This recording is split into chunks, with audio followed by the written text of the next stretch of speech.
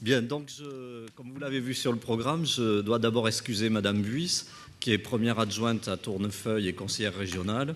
Elle n'a pas pu venir, alors elle m'a appelé ce matin, elle vous transmet toutes ses amitiés. Elle est en train de s'ennuyer au Salon des maires à Paris, elle aurait préféré être ici, mais c'est moi. Alors, quand j'ai été contacté pour parler ici de Tournefeuille, je me suis d'abord demandé si Tournefeuille est une ville créative. Et je me suis souvenu en 1997, quand Madame Buis a voulu changer complètement, enfin pas changer, mettre en place une vraie politique culturelle sur sa ville, et qu'elle m'a recruté pour cela. Et donc à l'époque, en 1997, Tournefeuille était une ville de 22 000 habitants, une commune qui est complètement collée à Toulouse, comme vous voyez là, et un habitat pavillonnaire. Très peu d'entreprises, donc très peu de ressources fiscales, peu de moyens. À l'époque, au niveau culturel, il y avait une bibliothèque, une école d'enseignement artistique et un petit service culturel qui organisait un spectacle par mois à peu près, plus quelques expositions. Et au niveau de la présence artistique sur la ville, il y avait l'usine, un lieu de création des arts de la rue, qui travaillait pour le Royal de Luxe. Vous reconnaissez peut-être là le monstre. Il a joué à Barcelone sur le port, je crois que c'était en l'an 2000. Mais cette structure n'avait aucun lien avec la ville. Ils auraient pu être installés n'importe où ailleurs, ça n'aurait pas eu plus de sens. Donc ce que j'essaie de vous dire, vous le comprenez, c'est que Tournefeuille avait tous les éléments pour être tout simplement une cité dortoir, complètement collée à Toulouse, et où les habitants allaient chercher la culture, la vie, ailleurs, c'est-à-dire dans la grande capitale métropolitaine, à Toulouse, la grande ville qui était juste à côté. 10 ans après, ou 11 ans après, le contexte a un peu changé. Tournefeuille fait partie de la communauté d'agglomération du Grand Toulouse, qui regroupe 25 communes. D'autre part, elle compte aujourd'hui 27 000 habitants, mais surtout, il y a eu une politique culturelle réellement affirmée qui s'est mise en place, avec la première idée, comme vous voyez là, c'est de réunir les 3 services dans une seule direction des affaires culturelles pour qu'ils soient amenés à travailler ensemble, à mutualiser leurs moyens et leurs idées. Ensuite, que ce système travaille réellement avec les institutions, donc le ministère de la Culture, là, en France c'est la DRAC, avec le conseil régional, avec le conseil général, mais aussi avec les caisses d'allocation familiale, enfin, avec toutes sortes d'institutions dont la ville était auparavant complètement coupée. D'autre part, de travailler réellement avec les artistes, parce que faire venir une compagnie qui vient jouer un spectacle un soir et qui repart le lendemain, nous disons c'est pas ça, travailler avec des artistes. Travailler avec des artistes, c'est installer des artistes dans la ville ou au moins avoir des temps de résidence, de l'aide à la création, etc. Et dernier point, qui est peut-être le plus important pour la commune, c'est que cet ensemble artistique, culturel, travaille systématiquement avec tous les réseaux éducatifs et sociaux, les écoles, les maisons de retraite, les crèches, etc., etc. Quant à l'usine, nous avons ouvert la nouvelle usine il y a quelques mois, donc le 2 septembre 2008 exactement. Et donc ce sont des locaux entièrement neufs qui ont été reconstruits intégralement par le Grand Toulouse et différentes institutions, avec une participation active de tous les artistes qui sont présents dans ce lieu. Alors, je peux ensuite vous parler des résultats mesurables de cette action 10 ans après et des résultats non mesurables. Alors, vous m'excuserez, nous n'avons pas fait d'études, comme j'étais assez impressionné de l'étude sur Barcelone qu'on nous a présentée tout à l'heure. Nous avons quelques résultats, on va dire. Si vous voyez là la colonne de gauche, c'est la moyenne nationale, c'est le pourcentage d'habitants d'une ville de cette catégorie inscrits dans une bibliothèque. Donc à gauche, le pourcentage national, à droite, Tournefeuille. Donc nous sommes très très nettement au-dessus. Donc quelques 10 ans après, voilà un résultat sur la médiathèque. Deuxième résultat, mesurable, vous avez là la fréquentation des écoles de musique du département de la Haute-Garonne, et la colonne la plus haute, c'est Tournefeuille. Nous n'avons bien sûr pas mis le conservatoire de Toulouse, qui serait vraiment très très au-dessus. Mais, autre résultat mesurable, en France, environ 6% de la population scolaire, donc des enfants, est inscrit dans une école de musique. À Tournefeuille, nous sommes aujourd'hui à 12%. Quant au graphique sans doute le plus spectaculaire, c'est le public, donc le nombre de publics sur les spectacles. Donc vous voyez une évolution constante. En rouge, c'est le total du public sur les spectacles. Il n'est pas mis à jour parce que nous avons ouvert récemment une salle pour le rock et les musiques actuelles et nous sommes aujourd'hui plutôt à 60 000 entrées par an. Donc ça, c'était les résultats mesurables. Il y a aussi des résultats moins facilement mesurables. C'est qu'au bout de 10-11 ans de cette activité, de cette politique culturelle, premièrement, la ville a acquis une identité culturelle importante à l'extérieur, mais aussi à l'intérieur auprès de ses habitants. En termes d'économie et d'emploi, il y a eu sur la période la création, directe ou indirecte, de presque une quinzaine d'emplois. Il y a eu une réelle appropriation de l'activité culturelle par les habitants. Un centre-ville complètement redynamisé, alors que ça aurait pu être, comme hélas dans beaucoup de communes périphériques, un centre-ville à peu près miné et désertifié à cause de la présence très très proche de la ville-centre.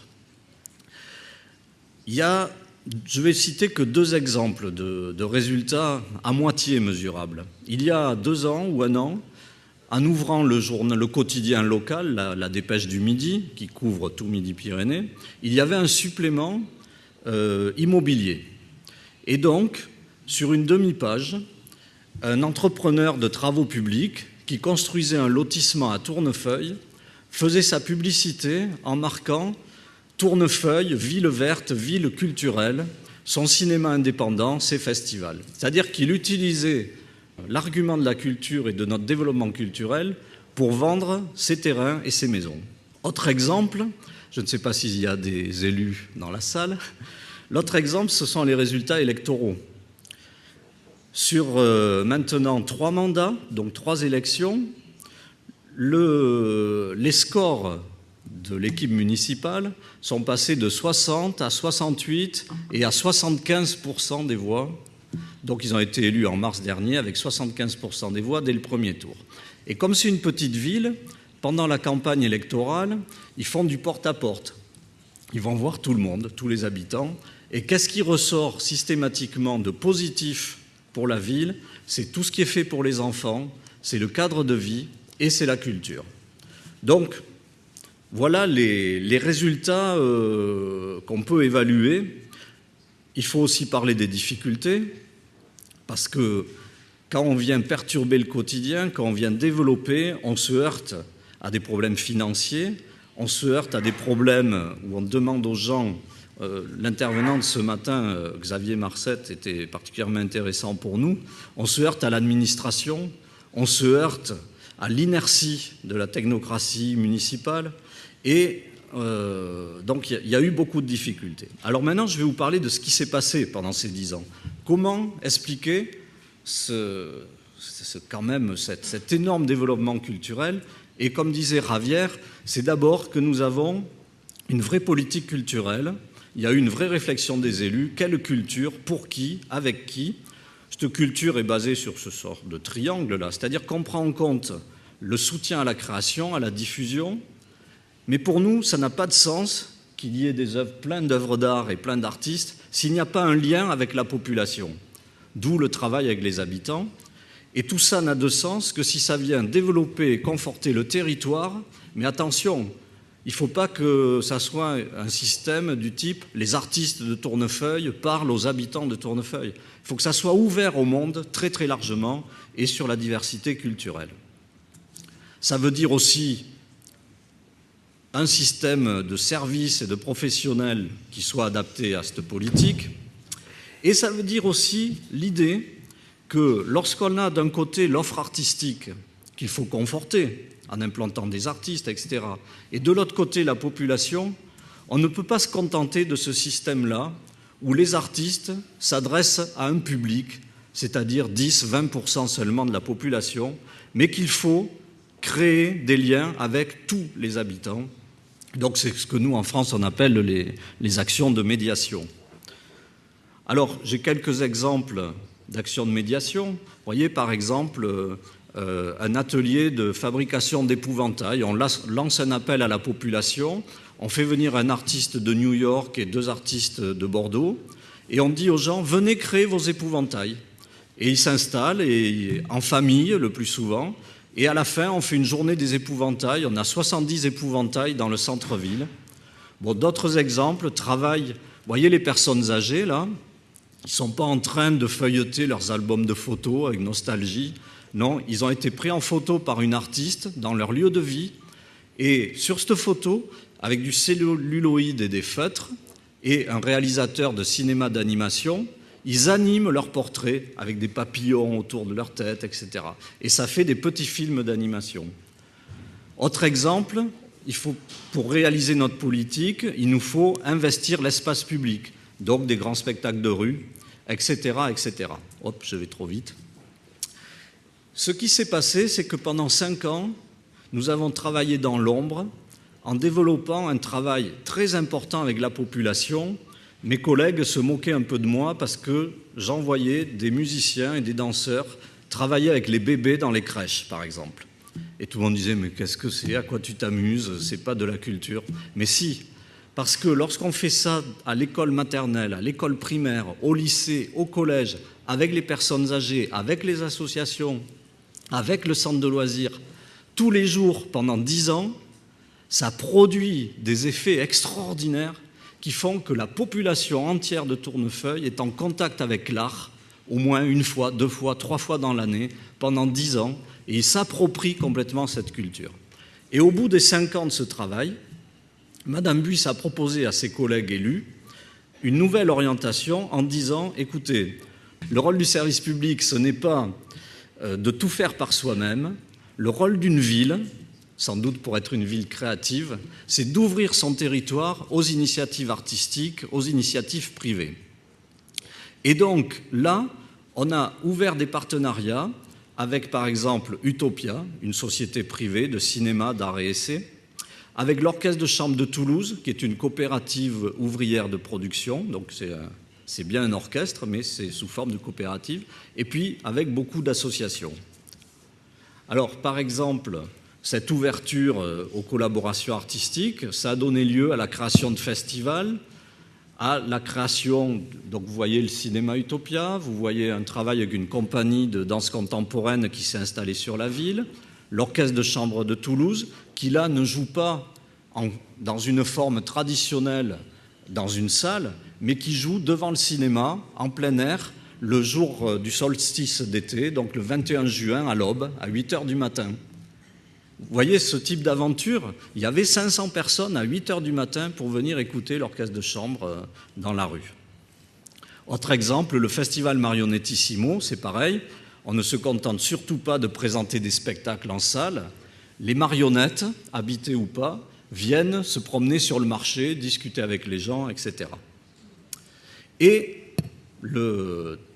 pour terminer un peu le dispositif, et avant de parler de l'exemple de l'usine, tout ça, pour nous, est intéressant si on est ouvert sur le monde.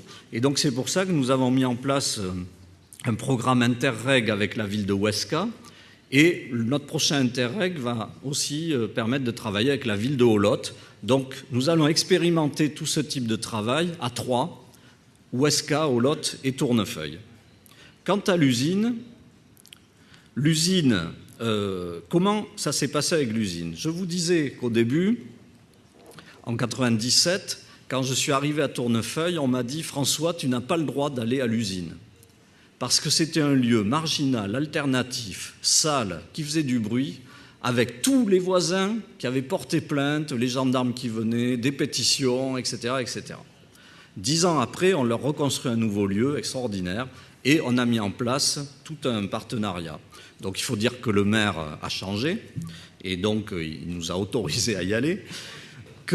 Ensuite, quelqu'un l'a dit ce matin, je ne sais plus quel intervenant, l'équipement, la construction de l'usine, ça a été uniquement l'an dernier, après 10 ans de travail en commun.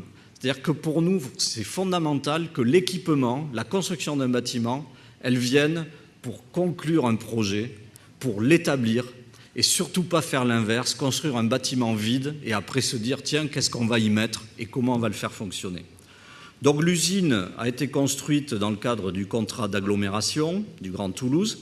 Donc, déjà, premier point, un partenariat État, région, département, ville et Grand Toulouse. Deuxièmement, ça a été travaillé avec un programmiste et toute l'équipe, c'est-à-dire que l'équipe d'artistes a travaillé très concrètement à la définition du bâtiment. Et ensuite, maintenant, il y a un cahier des charges pour bien établir le lien entre l'usine et son territoire. C'est-à-dire qu'ils ne sont pas instrumentalisés, ils ont la liberté artistique totale. Mais on leur demande aussi de s'inscrire dans un territoire, de tenir compte de ce qu'il y a autour, de tenir compte des habitants. Et ça, c'est vraiment quelque chose de fondamental.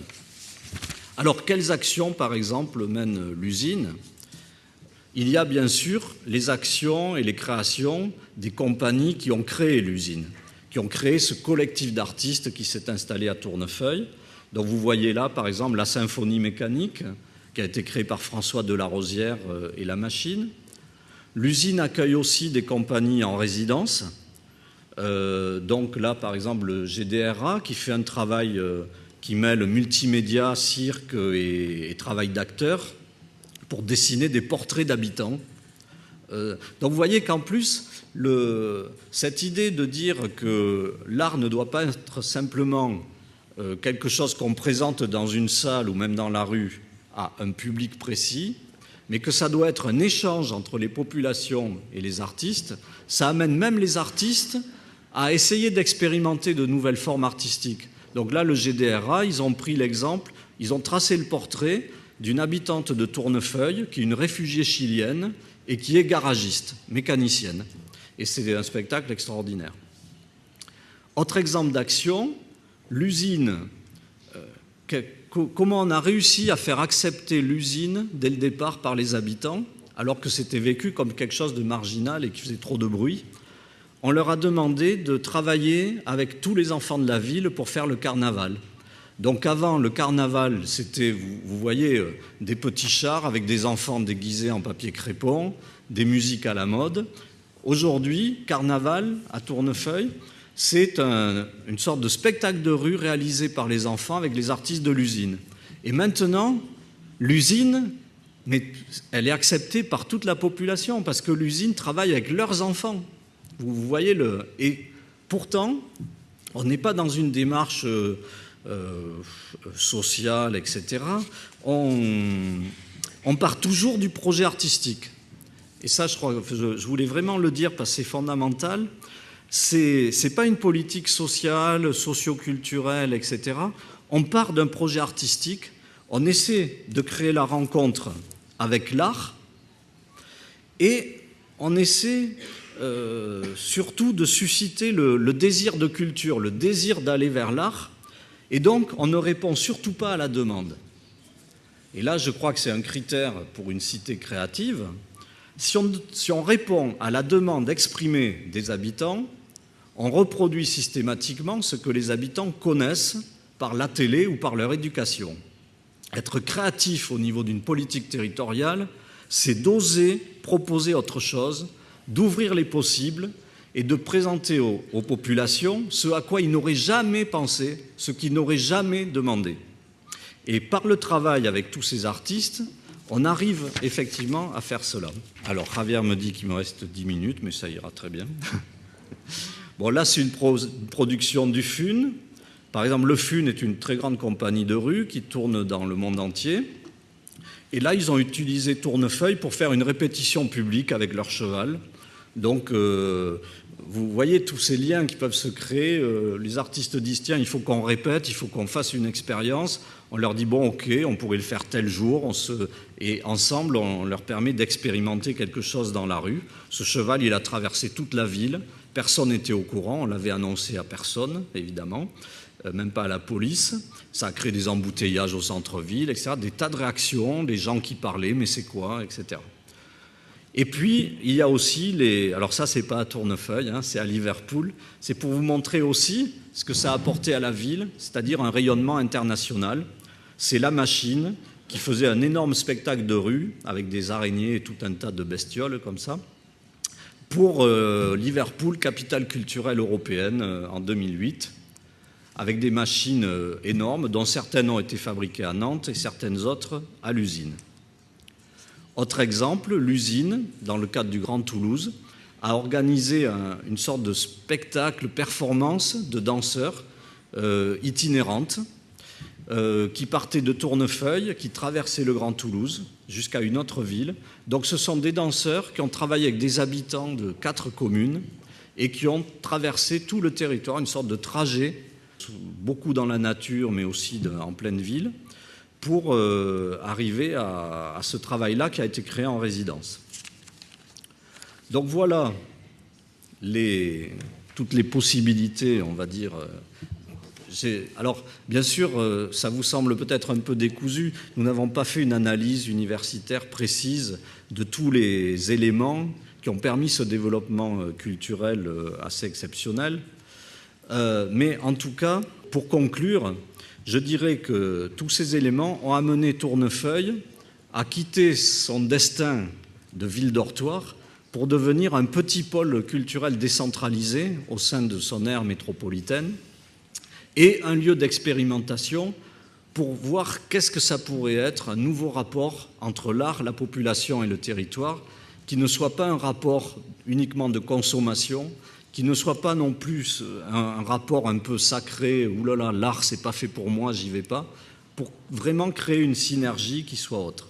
Donc ça a été de l'expérimentation, il y a des limites, peut-être que ça c'est possible dans une ville de 27 000 habitants, peut-être que dans des villes plus grandes c'est totalement impossible de créer ce lien avec les habitants. Il y faut une volonté politique, militer vraiment pour le développement individuel, pour ouvrir tous les chemins de la culture pour les gens, mais aussi l'idée de lien social, de progrès social. Peut-être que c'est les prémices de ce que peut être une culture citoyenne. Et tout ça, ça s'est vraiment bâti grâce à la présence artistique sur la ville, mais encore une fois, j'insiste, à long terme. C'est-à-dire qu'il y faut peut-être 10 ans ou 20 ans pour transformer une ville dans ce point de vue-là. Et la culture n'y suffit pas, évidemment. Il y a le cadre de vie, il y a les activités pour les enfants, l'implantation du lycée, l'implantation du commissariat. Et j'insisterai sur la coopération transfrontalière. Le travail avec Huesca et Olot nous apporte beaucoup par la confrontation d'expériences différentes et de visions différentes.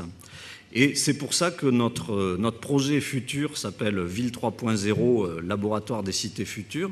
C'est le projet que nous avons déposé auprès de l'Union européenne dans le cadre de l'Interreg, qui va nous permettre d'expérimenter ensemble, d'aller plus loin, en partant bien sûr de tout ce que je vous ai raconté là, mais d'aller plus loin et ensemble avec d'autres villes. Pour ceux qui se sont intéressés à ces sujets, vous avez sans doute compris qu'on s'appuie beaucoup sur l'agenda 21 de la culture, qui nous a amené beaucoup d'idées et on voit qu'on est bien dans ce sens-là. Sur la charte, la déclaration de l'UNESCO sur la diversité culturelle, avant même qu'on en parle autant, c'était pour nous vraiment fondamental pour pas qu'on s'enferme dans nos artistes, notre culture. Et ça a posé même des débats politiques quand on a fait un festival de culture africaine, par exemple. L'opposition a sorti un tract en disant « mais c'est quoi cette tambourinade exotique ? Il faut faire de l'Occitanie, il faut faire de la culture occitane. » Donc, c'est pas anecdotique ce choix de diversité culturelle. Ça remue des enjeux profonds. Alors, ce projet, je vous en dis pas plus, c'est pas le sujet. Et de toute façon, nous aurons la réponse officielle de l'Europe que le 11 décembre. Donc, je vais simplement conclure.